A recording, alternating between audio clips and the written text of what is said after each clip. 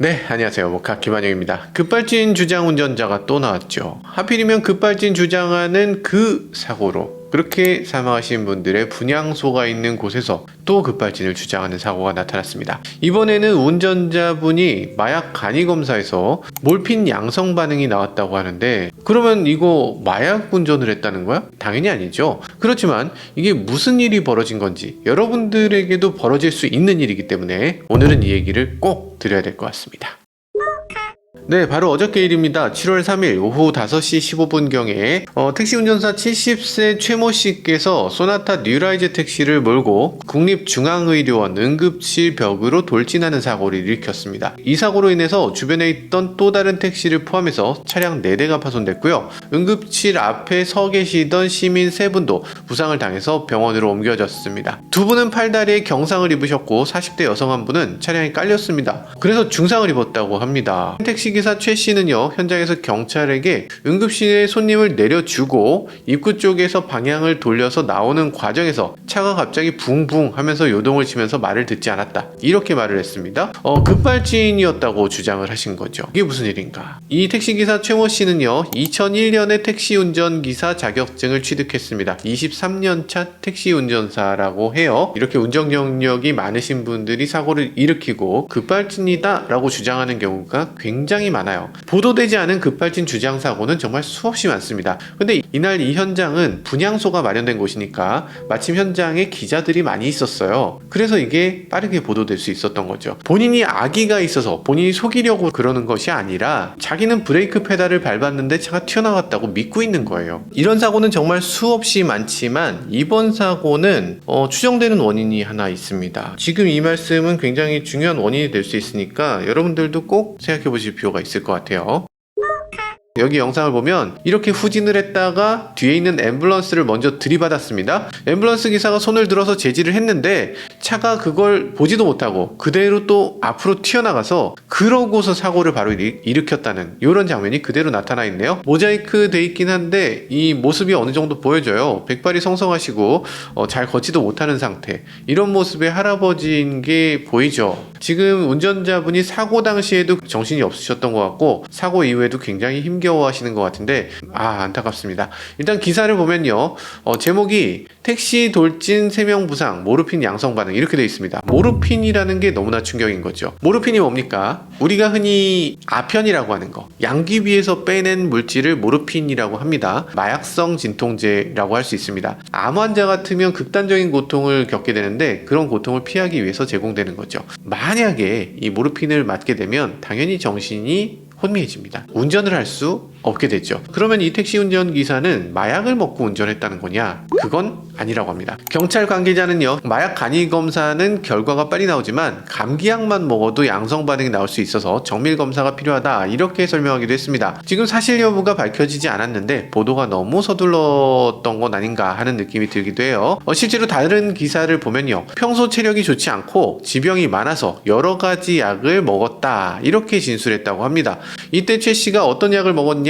최 씨는 고지혈증, 당뇨, 혈압, 간, 비염, 감기 이렇게 6가지, 7가지 증상에 대해서 약을 잔뜩 받았다고 해요. 그러니까 운전하다가 점심 식사 뒤에 그 약을 한꺼번에 먹었다고 합니다. 이거 괜찮을까? 사실 이분이 드셨던 약 중에 몇 가지 약은 정말 위험한 거예요. 처음에 이분이 모르핀이 검출됐다고 했을 때 진통제를 처방받아서 그렇다, 이렇게 경찰에서 진술을 하셨거든요. 그럼 어떤 진통제길래 그러나? 감기약이면서 진통제로 처방받았다, 이 얘기는 이런 건 보통 다이하이드로코딘을 처방했을 때 이런 얘기를 하는데요. 요즘은 이거 흔히 디히드로코데인이라고 하더라고요. 코데인은 뭐냐? 양귀비에서 나오는 아편의 또 다른 종류입니다. 그러니까 아편은 모르핀이 나오고 코데인이 나오는 거예요. 그래서 이것도 결국에 모르핀하고 거의 같은 성분입니다. 그러면 그 위험한 코데인을 왜 감기약에다 넣겠다는 건가? 우리가 약을 개발할 때 전에 예로부터 내려오는 약들도 활용해서 개발을 할 거잖아요. 이 아편을 먹었을 때 당연하겠지만 이 통증을 완화시켜주는 효과가 있다는 걸 우리는 알고 있습니다. 그리고 뇌의 기침 중추를 억제해요. 그래서 기침이 콜록콜록 나오는 것도 억제를 해줍니다. 그래서 감기약 단약으로 섭취하게 되면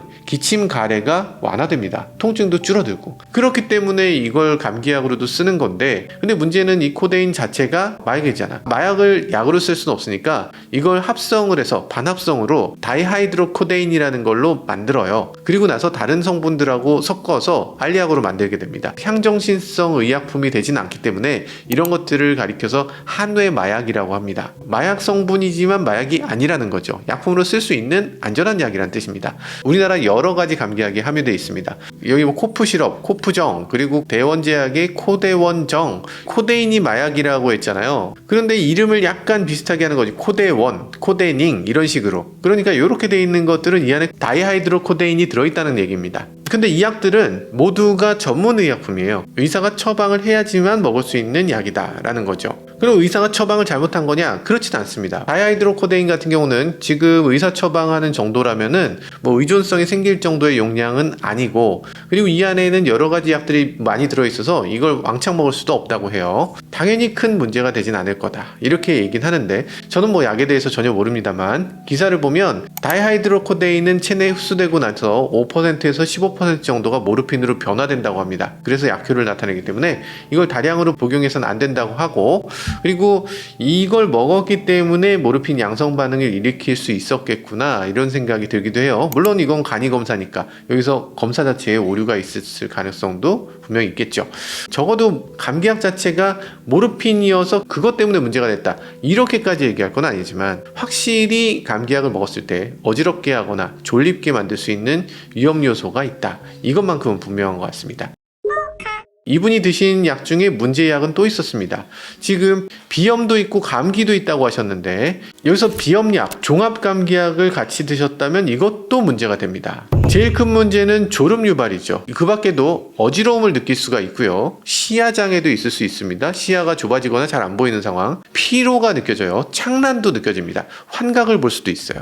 이런 부작용들을 갖고 있는 게 비염약 그리고 종합감기약입니다. 다른 부작용은 사실 뭐 그렇게까지 많은 분들한테 나타나진 않겠지만, 이런 약을 복용하신 분 상당수가 졸음이나 어지러움은 다들 느끼시는 것 같아요. 그래서 우리가 약국에서 알레르기 치료제 이런 것들을 먹게 되면 약사님들이 반드시 얘기하는 게 있습니다. 운전하지 마세요. 그래서 그 얘기를 하시는 거예요. 항히스타민제를 줄 때는 꼭 이걸 얘기해야 되는데, 만약에 약사님이 이걸 주면서 운전하지 마세요라는 얘기를 안 했다, 그러면 이건 복약 지도를 안 한 거라서 처벌받게 됩니다. 처벌은 100만 원 이하 과태료를 내고 업무 정지까지 받을 수 있는 그런 심각한 잘못이에요. 요즘은 약봉지를 인쇄해서 여기 뭐 부작용 같은 걸 써놓잖아요. 거기 항히스타민제가 있으면 옆에 운전하지 마세요 이렇게 써 있습니다. 대부분은 운전하지 마세요 그래도 그냥 귓등으로 듣거나 그러려니 하고 말죠. 안 들으시지 않으세요?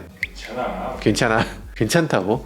자, 어쨌든 지금 저도 비염이 약간 있어서 항히스타민제 굉장히 자주 먹게 되는데, 이거 심각합니다. 굉장히 졸려요. 예전 항히스타민제들이 있었어요. 1세대가 있었고 요즘은 2세대 아니면 3세대라고 얘기합니다. 2, 3세대라고 얘기를 묶어서 하는데, 1세대는 너무 졸렸기 때문에 요즘은 1세대 항히스타민제는 아예 수면유도제라고도 팝니다. 그 정도로 졸리다. 효과는 더 좋다고 합니다만 요즘 이걸 처방했을 가능성은 그렇게 높지 않은 것 같고, 보통은 2세대를 처방하는데, 근데 2세대에서 우리가 흔히 먹는 약들이 있습니다. 뭐 지르텍이니 알러샤시니 뭐 이런 약들을 흔히 먹어요. 그게 세티리진이라고 하는 성분인데, 이걸 먹게 되면 이것도 상당히 졸립니다. 운전이나 정밀한 기계 조작을 할 경우는 복용을 피하는 것이 좋다 이렇게 돼 있습니다. 졸음 부작용이 이게 모두에게 똑같이 일어나는 게 아니고, 졸음 부작용이 심하게 나타나는 사람은 일단 체구가 작은 경우, 나이가 든 경우, 간과 신장 기능이 떨어진 경우에 더 심해진다고 합니다. 근데 이분이 딱 연세가 70대예요. 연세 많으시죠? 체구 굉장히 작습니다. 간이 안 좋다고 해요. 그래서 약까지 드시고 계시다고 하잖아요. 그러면 이런 상황에서 지금 항히스타민제를 먹었을 때 어땠을까? 졸음 부작용이 정말 심한 상황, 그런 상황이 되지 않았을까 하는 생각이 들어요. 물론 저는 이 내용에 대해서 전혀 모릅니다만, 부작용과 이분의 사례를 놓고 봤을 때 적어도 굉장히 위험할 수 있는 상황이겠다. 약물 남용으로 인한 여러 가지 사례들이 있는데요. 실제로 2015년 12월에 경남 창원에 있었던 사고가 있습니다. 여기 보면 화물운전자가 11톤 몰고서 아파트 아파트 주차장으로 들어왔어요. 근데 후진하면서 화물차를 들이받습니다. 또 앞으로 돌진하면서 가로등을 들이받아요. 이렇게 왔다 갔다 하면서 차량을 계속 치는데 이러다가 차량을 무려 30대를 들이받고 나서 차를 멈춰 세웠습니다. 당시 사고 원인은 뭐였나? 운전자가 57세 이모 씨였는데 이분이 비염약을 4시간 전에 먹었다는 겁니다. 그러고 나서 굉장히 몽롱한 상황이 됐고 이런 상태에서 운전하면서 졸음운전을 해서 이런 사고가 발생했다는 거죠. 지금 보면 고령, 약, 건강 이런 것들이 겹쳐졌을 때 얼마나 위험한 상황이 되는지를 보여주는 사례라고 할 수 있습니다. 우리나라에서도 여러 가지 연구를 하고 있습니다. 현대해상 교통기후환경연구소에서 이런 자료를 내놓고 있습니다.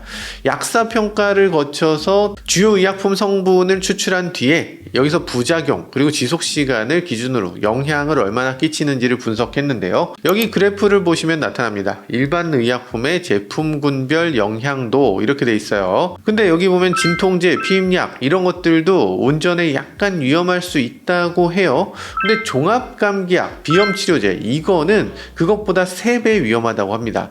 운전 위험도가 지금 3점 만점인데 3점을 받고 있어요. 처방 있는 약도 아니고 일반 의약품인데도 이 정도라는 겁니다. 종합감기약도 지금 문제가 심각한데 비염치료제는 문제가 더 심각하죠. 왜냐하면 지속시간이 기니까. 특히 이 두 가지 약을 합쳐서 한꺼번에 먹고서 운전하는 건 더욱더 위험할 수 있겠죠. 30대에서 50대 운전자 500명을 대상으로 해서 설문조사를 진행했는데요. 운전 전에 의약품을 복용한 경험자 가운데 76.2%가 운전에 영향을 받았다. 이렇게 밝혔습니다. 그 중에 졸음현상이 52.3%, 집중력 저하는 20.6%로 이 의약품을 먹었을 때 영향이 생긴다라고 응답을 했다고 해요. 나는 괜찮던데요 하시는 분들도 계실 겁니다. 근데 운전자가 고령일수록 의약품 복용에 따라서 영향을 더 많이 받게 된다고 합니다. 게다가 나이가 많을수록 의약품 복용량도 크게 늘어납니다.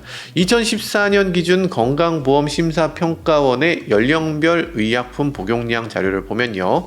20대에는 하루에 약을 0.9개를 먹습니다. 먹는 사람도 있고 안 먹는 사람도 있는 정도. 30대는 1.4개를 먹습니다. 40대는 2개, 50대는 3.7개, 60대는 6.7개, 70대 이상은 무려 10.7개를 먹게 됩니다. 하루에 매일매일. 엄청나죠. 이렇게 많은 약을 먹어. 거긴 비타민이나 오메가3나 이런 것들도 포함입니다만 어쨌든 굉장히 많은 약을 먹게 된다. 이런 상황에서 지금 비염치료제, 종합감기약 이런 것들을 먹는 거 운전에는 정말 위험할 수 있겠죠. 자, 그러면 우리나라는 약에 대해서 아직 어떤 조치를 취하지 않고 있는 것 같은데 해외는 어떻게 되나? 해외는 이런 약물에 대한 걱정들을 상당히 하고 있습니다. 미국 아이오와대에서 펙소페나딘, 디펜히드라민, 알코올이 운전 능력에 미치는 영향 이런 연구를 했는데요. 펙소페나딘은 3세대 항히스타민제로 우리가 사용하는 거예요. 그래서 운전에 미치는 영향이 좀 적다라고 하는 거고요. 디펜히드라민 같은 경우는 1세대 항히스타민제인데 이걸 복용하게 되면 알코올보다 오히려 더 위험하다. 혈중 알코올이 0.1%인 상황, 그러니까 만취 상태보다 운전 능력이 더 저하된다 라고 밝히고 있어요. 그래요? 어쨌든 항히스타민제가 그만큼 위험할 수 있다라는 겁니다. 물론 최근 들어서 항히스타민제가 많이 좋아졌으니까 요즘 항히스타민제들은 그런 것을 처방하는 경우 거의 없겠지만 그래도 1세대는 이렇게 위험하다는 조사 결과가 있네요. 그리고 유럽에서도 이런 조사를 했습니다. 18개국 36개 연구소에서 참여해서 2006년부터 2011년까지 운전 중에 약물 복용이 안전운전에 어떤 영향을 끼치나 이걸 조사했는데요. 이걸 드루이드 프로젝트 라고 합니다. Driving under the influence of drugs, alcohol and medicine 해서 요 드루이드라고 표현을 하는데요. 그런데 마약뿐이 아니라 메디신, 그러니까 의약품까지 포함한 거라서 이런 것들이 얼마나 영향을 끼치는지를 특히 유럽에서 이렇게 조사를 하고 있다는 거죠. 약품에 따라 어떤 약품은 운전 영향도가 매우 커서 혈중 알코올 농도하고 비교했을 때 혈중 알코올 농도가 높은 것보다 더 위험한 약품들이 있다. 이렇게 판단하고 있습니다. 독일도 이런 법이 있습니다. 독일은 약물 복용으로 운전이 불가능한 상태에서 교통사고를 유발한 경우 범법행위로 간주한다. 이런 법규가 있다고 해요. 여기 있는 약물이라는 게 진짜 마약 같은 그런 약물도 있겠지만 감기약, 진통제, 고혈압제, 당뇨병제 이런 것들을 복용했을 때도 운전 불가능 상태가 될 수 있다. 이렇게 표시를 하고 있습니다. 우리나라는 사실 해외에 비해서 약품에 대해 굉장히 관대하죠. 약국도 정말 많고 병원에서 처방을 받을 수 있는 것도 굉장히 쉬우니까 우린 약을 많이 먹게 되는데, 근데 어떤 약을 먹었을 때는 이게 음주운전만큼 위험할 수 있다, 이런 것들을 우리나라에서도 좀 인정하고 음주운전을 단속하는 것 못지않게 약을 먹는 것 자체도 제한을 둘 필요가 있어 보입니다. 병원에 가서 약에 대해서 상담을 하거나 아니면 약사에게 상담받을 때 이 증상만 얘기할 게 아니라 운전을 할 때 영향을 끼치지 않는 약을 달라고 해서, 그래서 구체적으로 졸음을 피할 수 있는 약을 요구를 해야만, 그래야 안전한 약을 선택할 수 있게 됩니다. 그리고 만약에 약을 복용했는데 이게 부작용이 느껴진다, 그럼 운전을 과감하게 포기하고 쉬셔야 됩니다. 많은 분들이 잘 모르고 계신 게 있는데, 이런 상황에서 나는 어쨌든 견딜 수 있다, 이런 마음으로 운전하게 되면 우리나라 법에서 처벌을 받게 됩니다. 자동차 운전자는 과로, 질병, 약물 영향, 그 밖의 사유로 인해서 정상적으로 운전할 수 없는 우려가 있는 상태에서는 자동차를 운전해서는 안 된다, 이렇게 되어 있습니다. 만약에 그런데도 운전하게 되면 30만 원 이하의 벌금형에 처해질 수 있으니까 주의하시는 게 좋을 것 같아요. 지금까지 저는 모카 김한용이었습니다. 감사합니다.